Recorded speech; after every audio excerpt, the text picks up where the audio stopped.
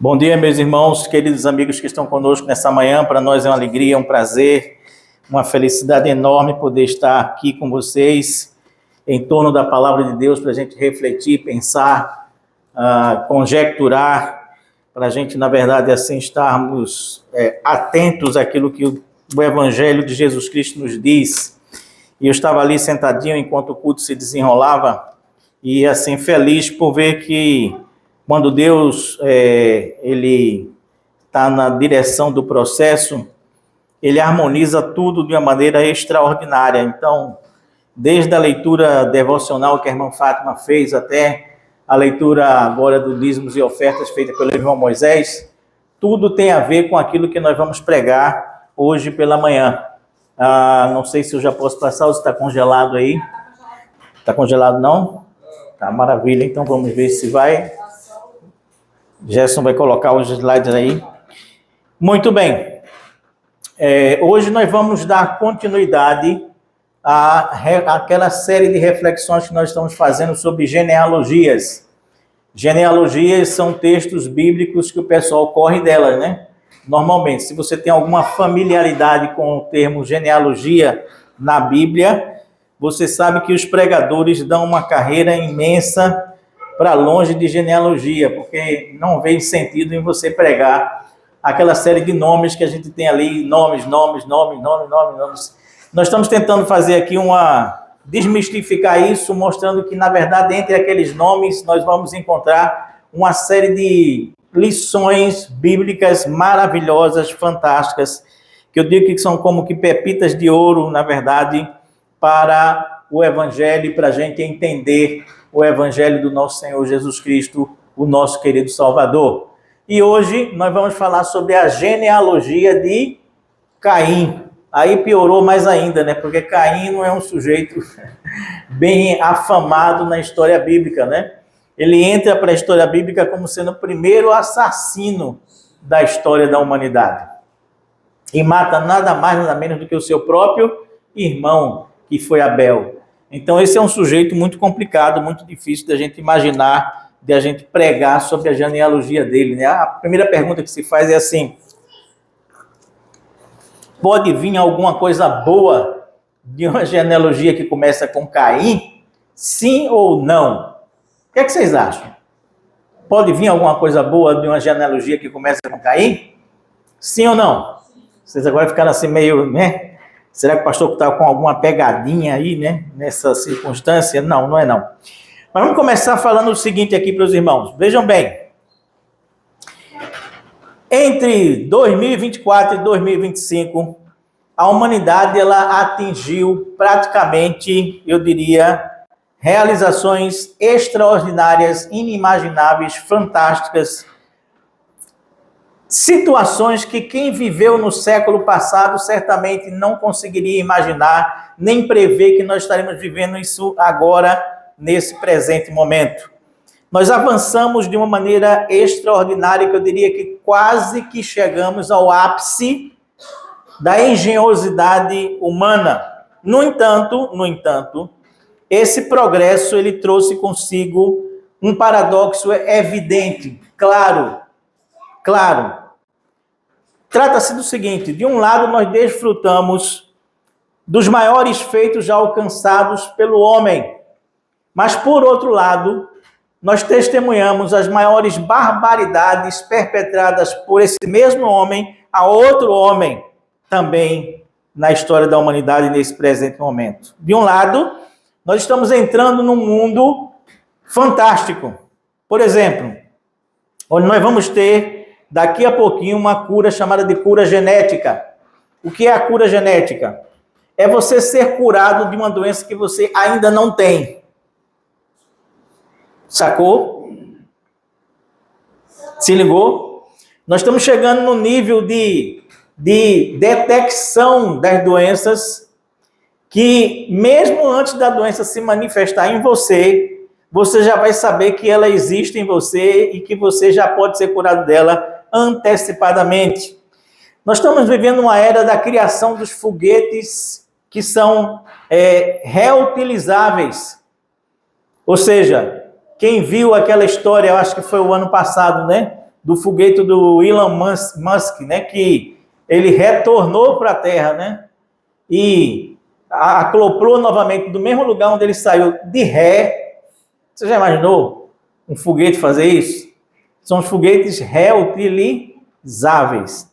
Nós estamos entrando no mundo de energia estelar, ou seja, um tipo de energia que está sendo fabricada pelo homem, que ela vem das estrelas, sem a radioatividade do Sol. Ou seja, o mesmo Elon Musk, na verdade, ele está lançando agora um telefone que ele vai ser, não precisa mais de bateria. Você simplesmente vai recarregá-lo com a luz solar. Que maravilha, né? Nem tampouco você vai precisar de mais nenhuma operadora de telefone celular, porque a operadora via satélite, em qualquer parte do mundo que você estiver, o seu telefone vai pegar. Acabou-se esse negócio. Nós estamos entrando num mundo onde os computadores deixarão de existir. Notebooks, tablets, laptops deixarão de existir. Tudo isso será virtual, através de um óculos que você vai colocar. Você vai ver o computador, você vai ver o teclado, você vai digitar ali, no nada, e você vai ter os resultados, porque tudo vai ficar armazenado nas nuvens também. É fantástico ou não é fantástico esse mundo que nós estamos entrando nele? Veja bem, isso já existe, nós estamos entrando nessa era. Mas, sem dúvida nenhuma, para mim particularmente, a coisa mais fantástica que existe se chama IA, Inteligência Artificial. E eu tenho me debruçado muito sobre ela, tenho tentado entender o que é essa inteligência artificial multimodal, que vê e que fala com você, que conversa com você, que responde a você. Hoje, através da IA, por exemplo, você já não sabe mais se uma fotografia ela é artificial ou ela é verdadeira. Todas as fotos que vocês vão ver aqui hoje, elas são produzidas pela IA. Nunca mais me preocupei em ter que pagar direitos autorais de ninguém, porque a IA me dá aquilo exatamente que eu quero, que eu preciso, pela descrição que eu faço. Hoje em dia, literalmente, por conta da IA, não existe uma pergunta que não tenha resposta. Não existe uma pergunta que não tenha resposta.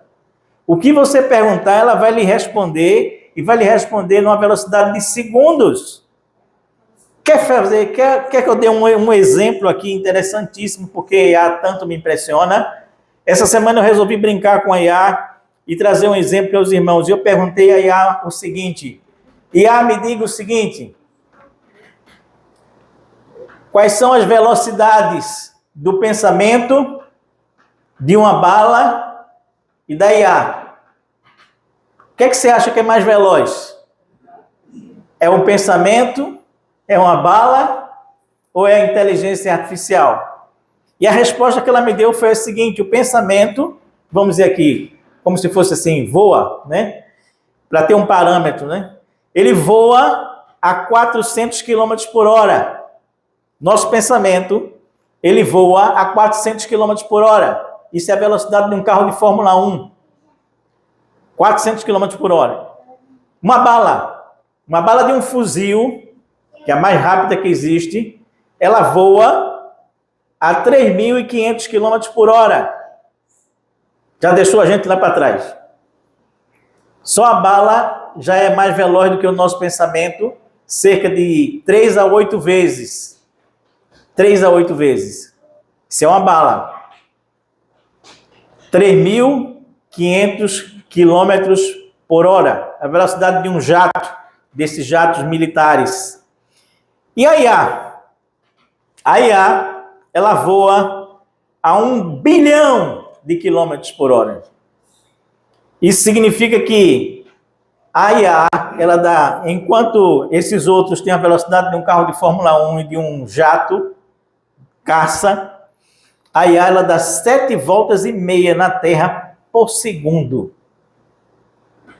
Você já imaginou o que é isso? Essa informação está disponível para as pessoas em geral?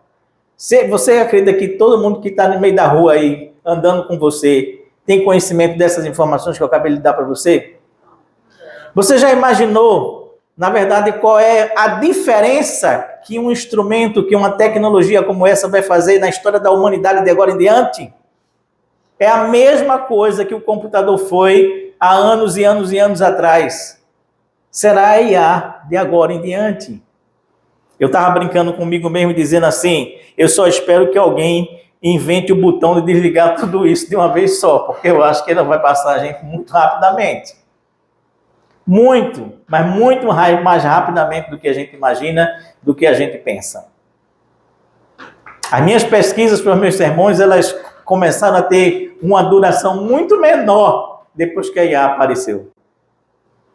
Porque aquilo que eu tenho dúvida e pergunta, ela vai e me traz de pronto essa resposta instantaneamente, quase que de imediato. Esse é o mundo que nós vivemos, mas eu disse que esse é um mundo de contraste. Apesar de toda essa tecnologia fantástica, os noticiários nos enchem todos os dias de barbaridades que o ser humano está fazendo contra outro ser humano. É um contraste muito grande, minha gente. Enquanto de um lado nós temos esse ápice da inteligência humana, produzindo até uma inteligência artificial tão fantástica quanto essa, do outro lado nós temos ser humanos, parece que vivendo o mais primitivo de todas as existências até hoje. E aí eu fiz uma pesquisa também dos 5 crimes de maior repercussão em nosso país nesses últimos 2 anos. Aliás, nesse último 1 ano. E aí eu não pude deixar de me lembrar do Vinícius Gritzbach. Lembram? Acho que talvez vocês nem lembrem mais. Isso foi em 8/11/2024. Aquele sujeito que foi metralhado, assassinado no aeroporto, porque tinha envolvimento com o PCC. Lembra? Que morte brutal. Que morte estúpida, que violência. Aí eu comecei a lembrar, logo após isso daí, bem no saiu do mês de novembro, no dia 23/12/2024, nós tivemos aquela família quase que inteira sendo envenenada por um bolo que a nora fez para a sogra. No dia 23 de dezembro, na véspera de Natal, morreram 3 pessoas daquela família que tinham o sobrenome dos Anjos. Família dos Anjos. Morreram 3 naquele dia. E depois ainda morreu mais gente. Ainda tinha suspeita de que um que tinha morrido antes também tinha sido envenenado pela mesma pessoa. Da mesma família. Colocando veneno no bolo de Natal para que as pessoas morressem. Você está entendendo a barbárie de uma situação como essa?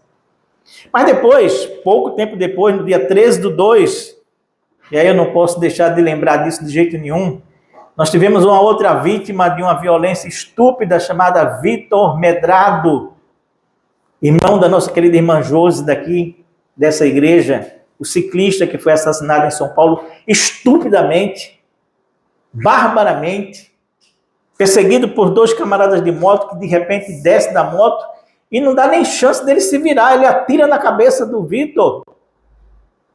Ainda bem que Josi não está aqui para ouvir isso.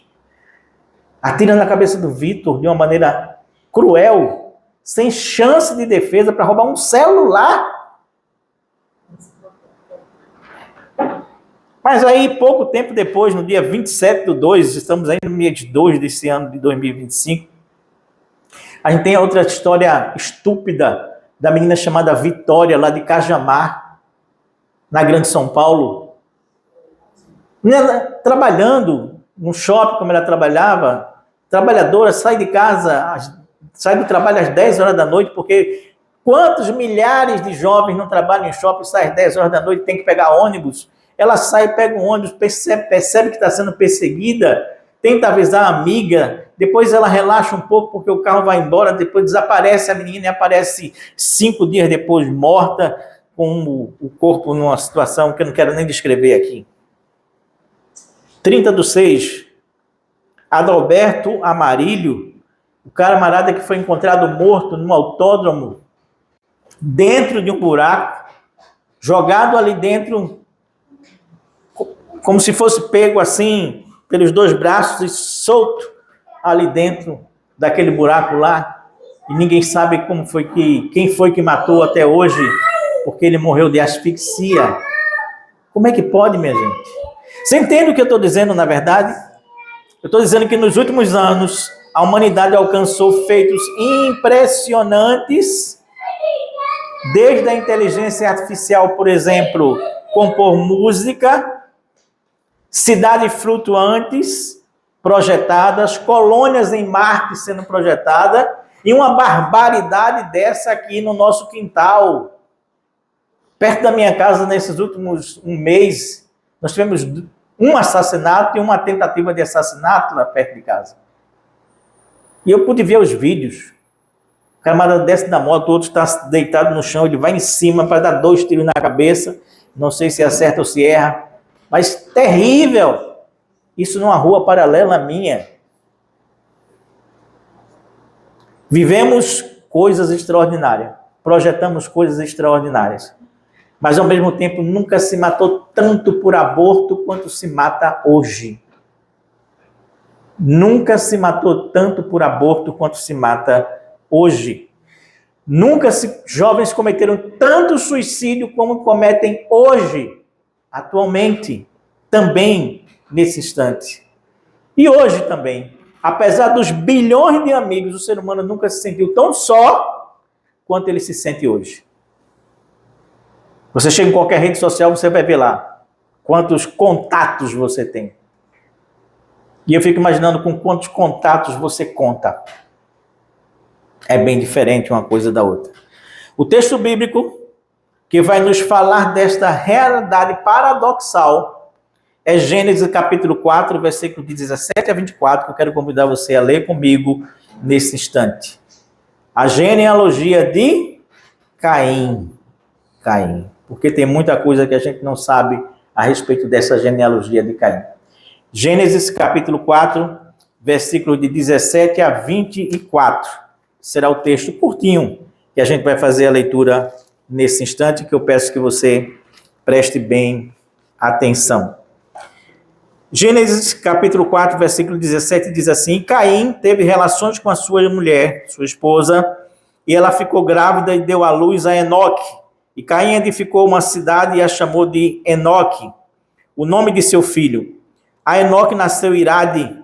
Irade gerou Mejael. Meujael gerou Metussael. E Metussael gerou Lameque. Lameque tomou para si 2 esposas. O nome de uma era Ada e o nome da outra era Zilá. Ada deu à luz a Jabal, que foi o pai dos que habitam em tendas e possuem gado. E o nome de seu irmão era Jubal, que foi o pai de todos os que tocam harpa e flauta. Zilá, por sua vez, deu à luz a Tubal-Caim, artífice de todo instrumento cortante, de bronze e de ferro. A irmã de Tubal-Caim foi Naamar. Que Deus nos abençoe na compreensão do texto que nós acabamos de ler.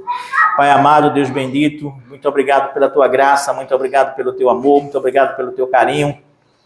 Muito obrigado pelo fato de estarmos aqui com saúde nessa manhã, podendo nos colocar ao redor da tua palavra para ouvir as tuas lições, os teus ensinamentos, a tua graça sendo derramada sobre nós, Pai.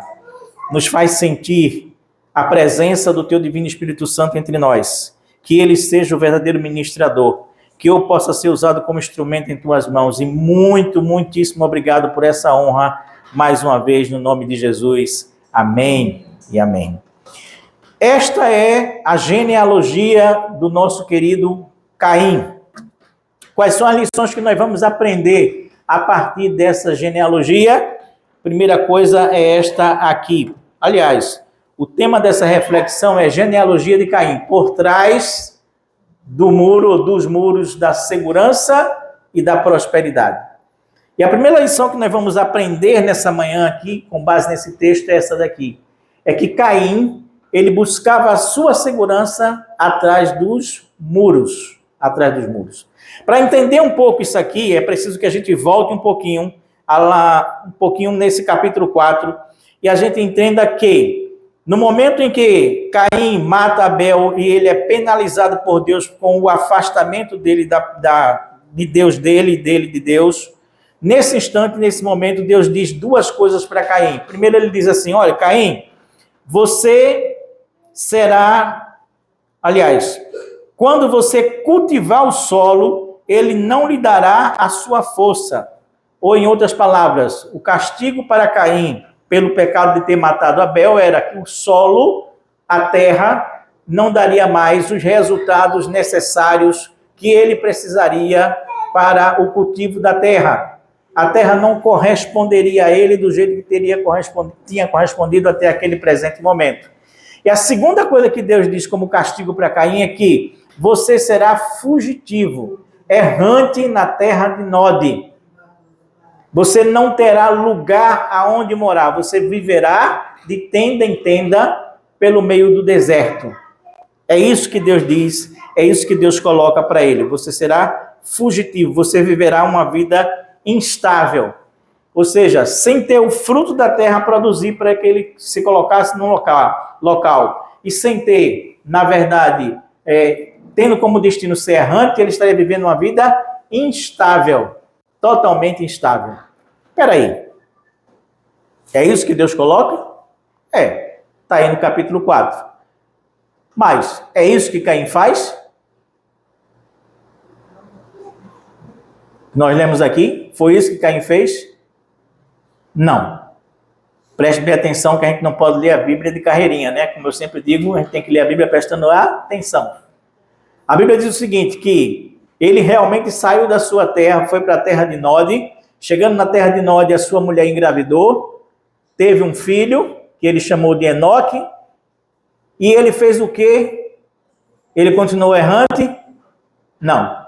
Ele construiu uma cidade, que colocou o nome do seu filho nesta cidade.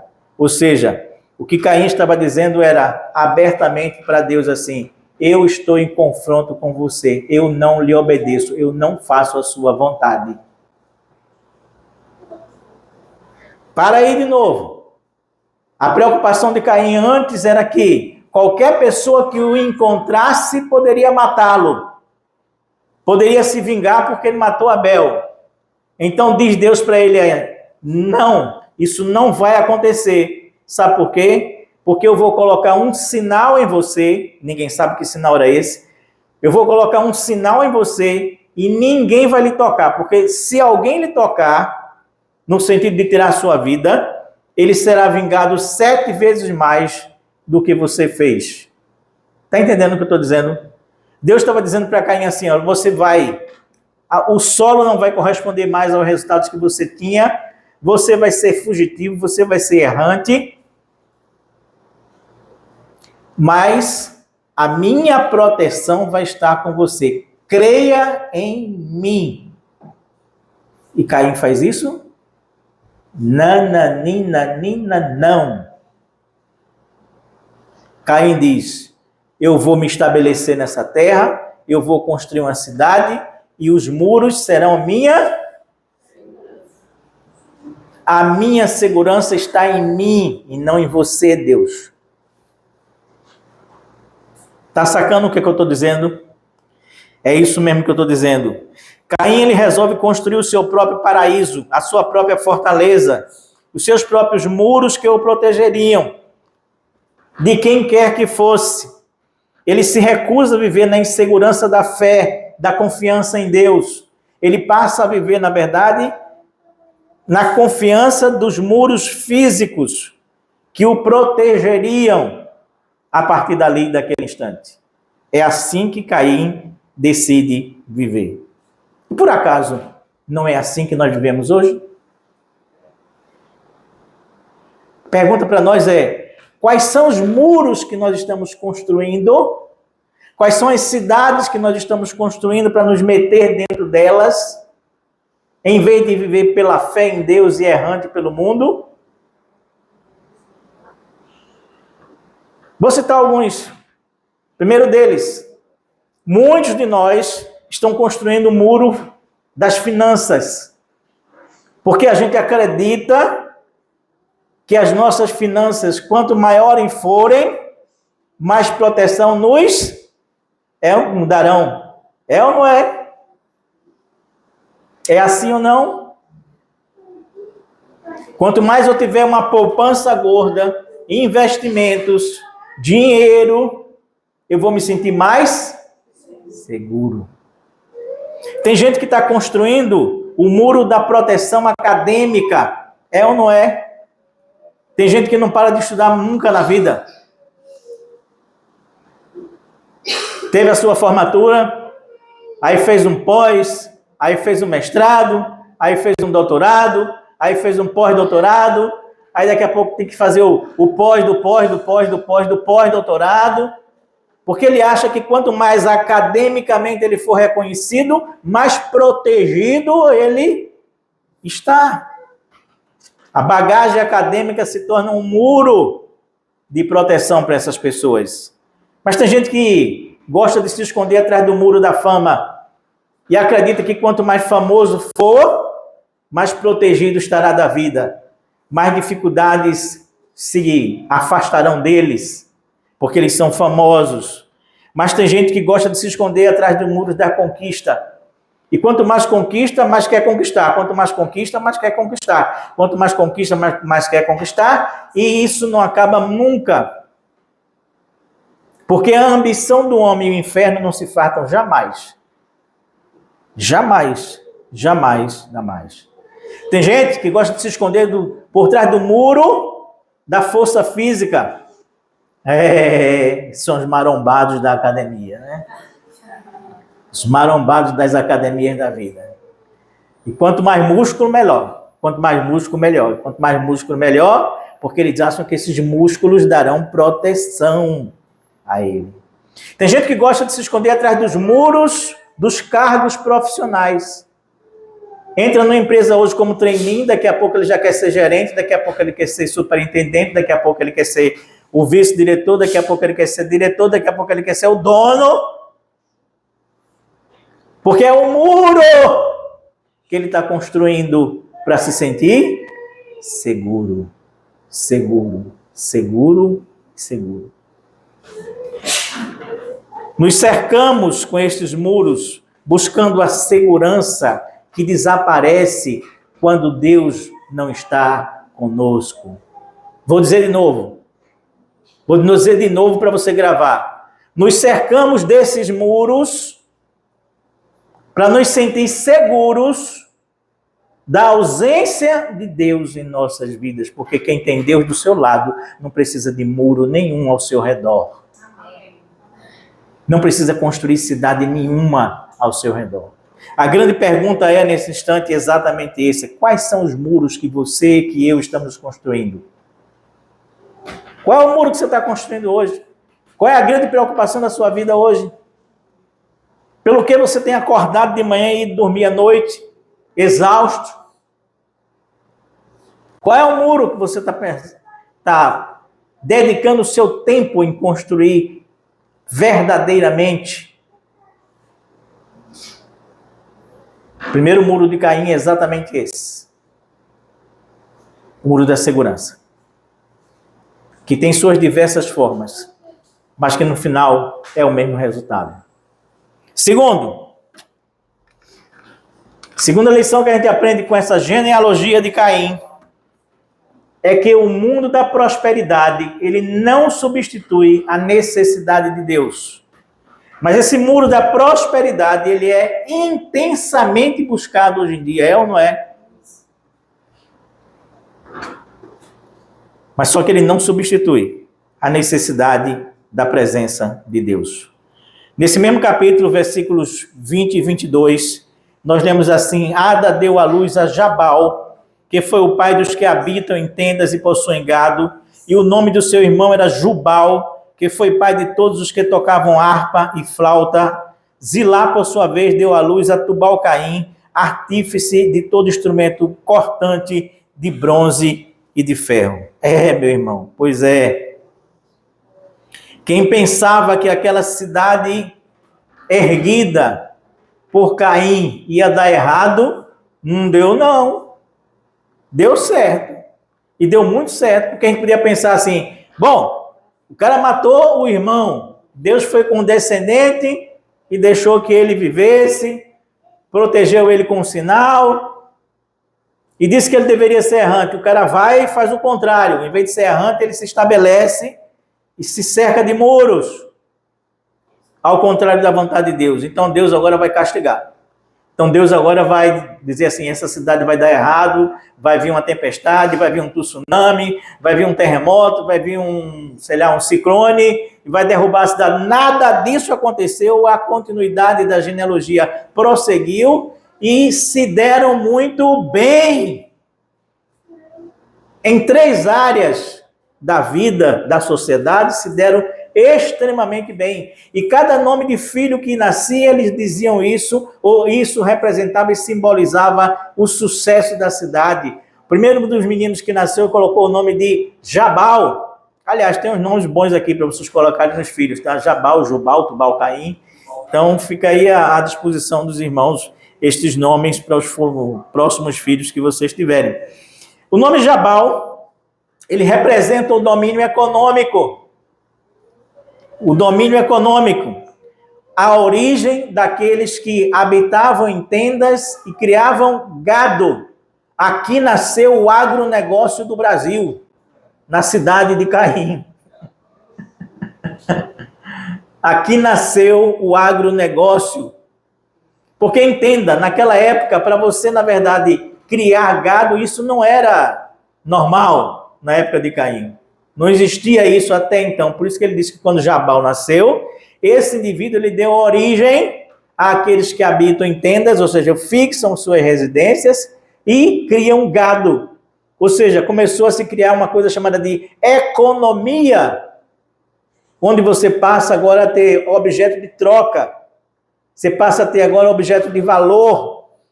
Então, nasceu aonde isso? Na genealogia de Caim. É uma coisa ruim? Não, é uma coisa muito boa. Mas depois nasceu Jubal. Jubal, né? O pessoal é meio criativo nessa época, igual a minha casa, a minha família. Eu me chamo Antônio Carlos, meu irmão se chamava Carlos Antônio, né? Uma criatividade enorme para o nome dos filhos, né? Tudo bem, tá valendo, sem problema nenhum. Enfim, nasceu Jubal. E o texto diz que Jubal foi a origem daqueles que criaram a harpa e a flauta. Criaram a música, Gerson. Você vem de onde? Você... da genealogia de Jubal, Gerson, tá? Você e um bocado de gente tem aqui. Música, arte, cultura. Não só o domínio econômico, mas o domínio também estético vem da genealogia de Caim. Está entendendo o que eu estou lhe dizendo? A beleza dos versos, das rimas, veio de lá. O encantar as multidões não tem nada a ver com Deus não, viu, minha gente? E aí é onde entra aquilo que Moisés falou aqui, chamado de graça comum. A graça comum não depende de uma relação com Deus. É dom que Deus dá às pessoas pela sua graça comum, como o sol que nasce para todos, como foi colocado aqui há pouco tempo atrás. Ou seja, beleza. 2 sucessos de sociedade. Sucesso econômico, sucesso estético. Terceiro, nasce Tubal Caim, que esse representa o domínio tecnológico. O texto diz que é dele a origem da transformação dos elementos naturais em instrumentos. Ele foi o primeiro a inventar instrumentos perfuro-cortantes para facilitar a vida do homem. Está entendendo o que eu estou lhe dizendo? Ou seja, a tecnologia, a IA, nasceu aqui. A IA de hoje nasceu exatamente aqui, nesse instante. Na possibilidade de você transformar pedra em faca, em machado, em qualquer coisa que pudesse facilitar o procedimento humano e facilitar a sua própria vida consequentemente. Ou seja, nós temos aqui também um outro sucesso dessa cidade. Sucesso econômico, domínio estético, cultural, de arte e domínio tecnológico vem da genealogia de Caim. Contudo, não havia nessa cidade nenhum altar ao Deus da criação. Você entende o que eu estou dizendo? A cidade tinha prosperado. Existia gado, existia música, a cidade já era gigantesca. Mas não existia um altar sequer ao Deus Criador. Nenhum. Isso quer dizer, meu querido irmão e amigo que me ouve nessa manhã, nós podemos viver nas cidades mais desenvolvidas do mundo inteiro, Dubai, Paris, Washington, Recife. Tudo bem, Recife. Mas isso não ter nada a ver com Deus. Desenvolvimento não tem nada a ver com Deus. Deus é outra coisa diferente. Deus é outra história. Deus é outra linhagem, como nós vamos ver daqui a pouco. Uma coisa é a cidade dos homens, outra coisa é a cidade de Deus, como diria Santo Agostinho. Agostinho ele escreve um livro chamado A Cidade de Deus, que não é um livro, são 22 tomos.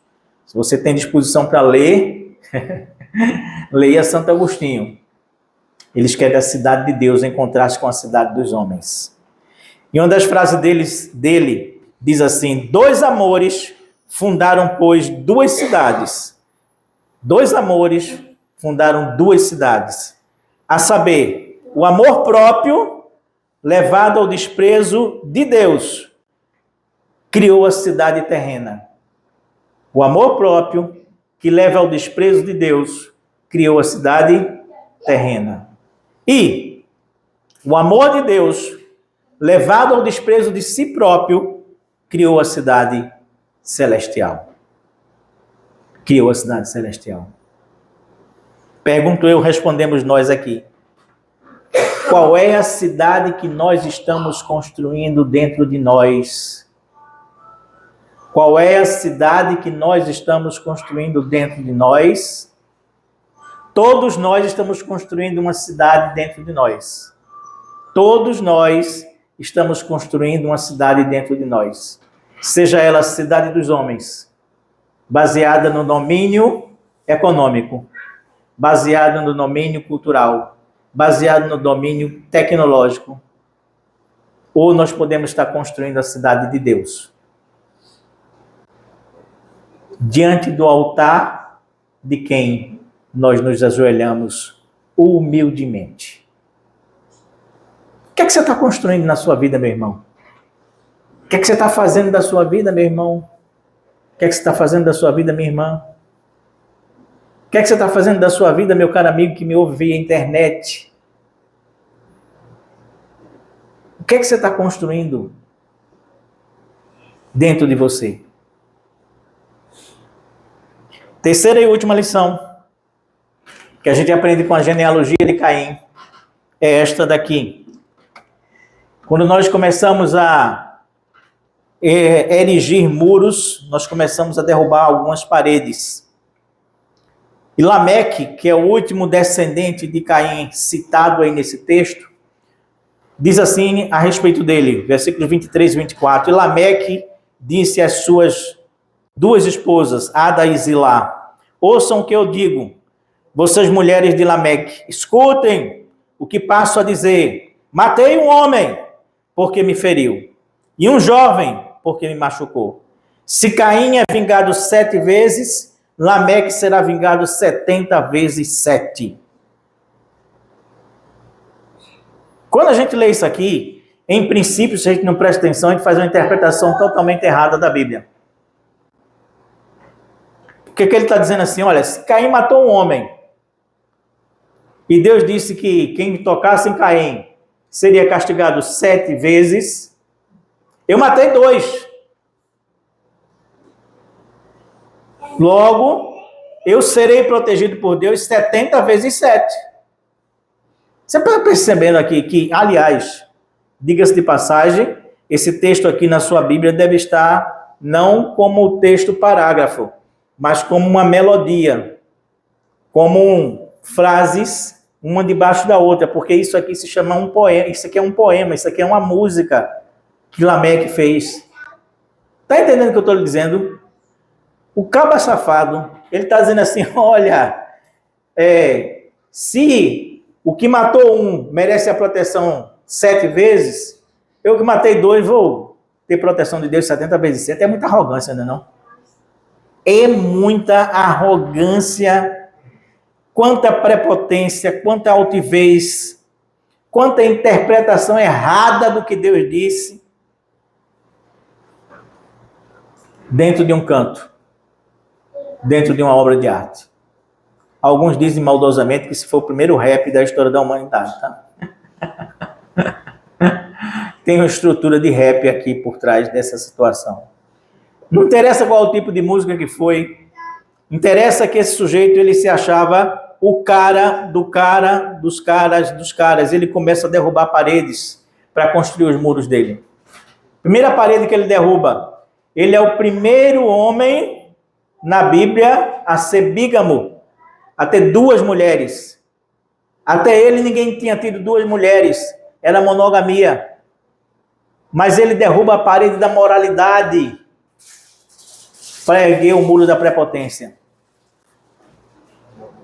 E ele se acha o cara para ter 2 mulheres, Ada e Zilá. Segundo, a segunda parede derrubada é a parede da proporcionalidade, do senso de justiça, do ouro por ouro, do dente por dente. O texto diz que ele diz assim: um homem me feriu e eu o matei. E um jovem, um menino, um mancebo, um adolescente, me machucou e eu o matei também. Você percebe a desproporcionalidade? Ele não mata só um homem que podia fazer frente a ele e lutar com ele. Ele mata um adolescente, um jovem, um menino que não podia com ele de jeito nenhum, mas ele mata. Senso de justiça e proporcionalidade não existia. A força física que mandava é o que ele queria. Ele derruba também a terceira parede, que é a parede da impunidade. Autoconfiante, ele faz essa interpretação totalmente errada. Se Caim fez o que fez e foi protegido, logo, eu que fiz mais do que Caim, vou ser mais protegido ainda. Você sabe que tem gente que é assim, né? Que acha que se faça o que ele fizer, nada vai acontecer com ele. Nada. São alguns poucos que tem aí na sociedade, né? Que pensam assim, né? Para não dizer que são quase todos, né? Tem gente que acha que faça o que for, ele jamais será atingido por nada. Porque ele tem a parede ou o muro da impunidade ao redor dele. É certo que a Bíblia diz que onde abundou um pecado, superabundou a graça. Mas isso não tem nada a ver com eu pecar cada vez mais, para cada vez mais eu ser agraciado. E não se trata desse tipo de situação de jeito nenhum. Esse tipo de situação leva ao extremo da arrogância, da prepotência, da altivez, do orgulho, dos caras que se acham o 31 de fevereiro.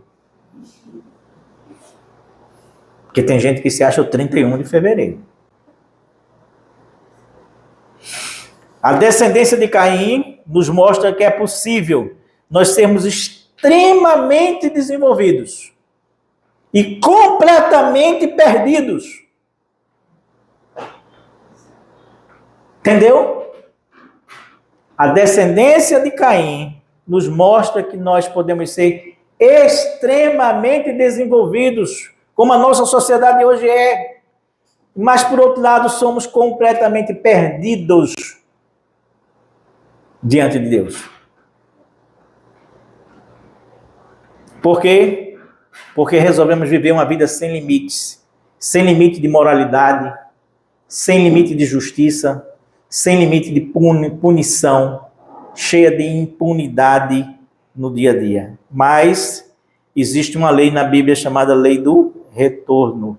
Aquilo que o homem semear, isso também ele vai ceifar. Mais dia, menos dia, mas ele vai ceifar. Ele vai colher. Concluindo, meus queridos e amados irmãos e amigos, eu preciso que eu também diga o seguinte: a genealogia de Caim nos deu cidades, gado, música, tecnologia, mas também nos deixou a herança da poligamia, da vingança, da glorificação da violência e talvez e principalmente o senso de impunidade, que eu acho que é a coisa pior que existe no mundo hoje em dia. Se faz o mal porque não se tem a expectativa de ser punido. A isso alimenta a maldade alheia. Hoje, nós temos Spotify, Netflix, notebooks, inteligência artificial, mas também nós temos Grits Bar, Família dos Anjos, Vitor Medrado, Vitória, Adalberto, que eu citei aqui no início da nossa reflexão. É como se fosse uma gangorra, diametralmente opostos. Um em cima, um embaixo. Um embaixo e um em cima. A pergunta final dessa reflexão é: qual é a cidade que nós estamos construindo? A cidade dos homens ou a cidade de Deus? Lembrando ainda que o terreno, o espaço para a construção dessas cidades é a nossa alma.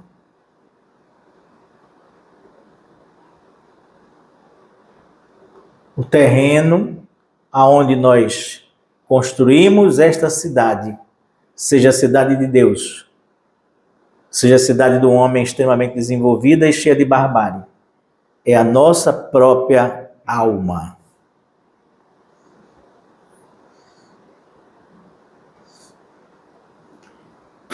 Perguntamos: nessa cidade que você está construindo, que eu estou construindo dentro de mim e dentro de você, existe espaço para um altar para Deus? Sim ou não?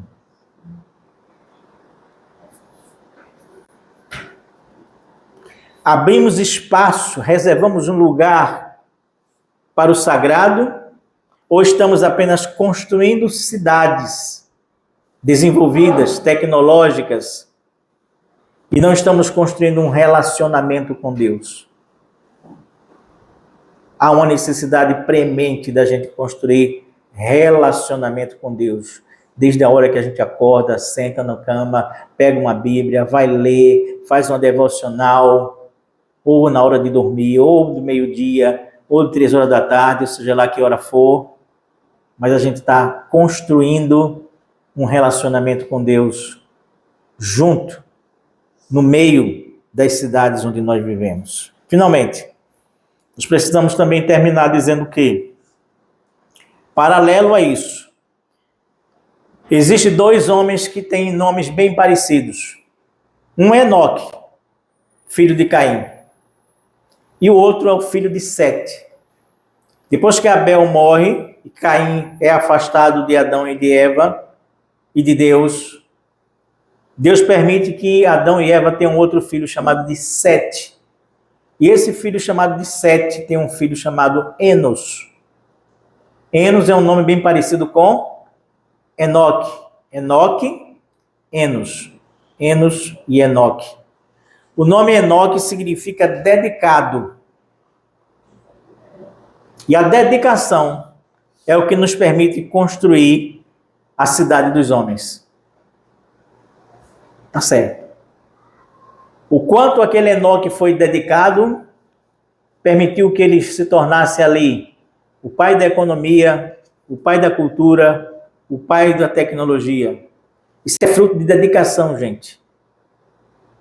Dessa graça comum. Mas nada além disso. Mas existiu Enos, uma linhagem paralela à linhagem de Enoque.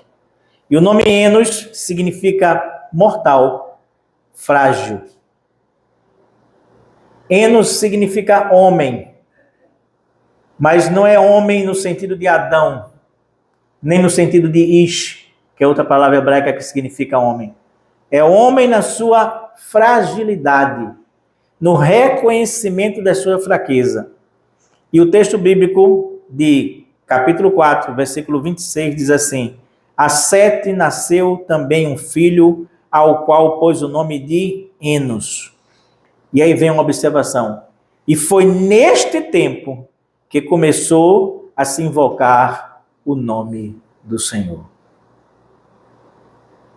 É só quando nós nos achamos mortais, frágeis, fracos, que nós podemos buscar a Deus. Enquanto formos arrogantes como Lameque, a gente não busca a Deus. A gente constrói os nossos próprios muros, as nossas próprias cidades, as nossas próprias fortalezas, com base na nossa própria força e inteligência. Mas, quando nós nos reconhecemos meramente mortais, aí a gente começa a buscar a Deus. Meu convite é que você, a partir desse momento, comece sinceramente a se reconhecer como um mortal, mero mortal que você é, que eu sou, que nós somos, e comece a buscar a Deus, no nome de Jesus. Amém e amém.